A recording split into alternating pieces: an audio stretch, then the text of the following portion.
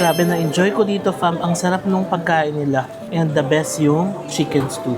Hello fam, so nandito tayo ngayon sa Sumire or Smile Restaurant dito sa Yamagata City. So kakain tayo ng dinner ngayon and ang specialty ng restaurant na ito ay yakitori and chicken stew. So itong restaurant na to ay malapit lang sa Yamagata Station and halos katapatan lang din niya yung hotel na pinagsistayan ko ngayon dito. Umorder na rin ako ng ginger ale. So isa sa mga pinaka-specialty nila dito ay ang classic liver. Try natin. Napakalambot ng liver. Nag-complement yung lasa ng sesame oil doon sa liver. Next na ito-try natin is itong heart. Sesame oil and salt din yung halo niya. Ang sarap talaga ng sesame oil.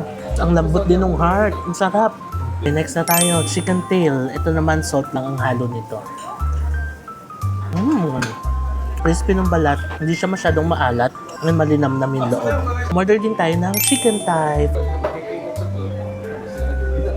Grabe, muusok pa, oh.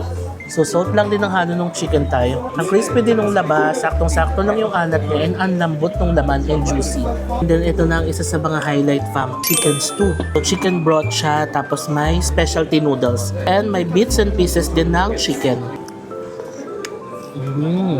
Oh, wow.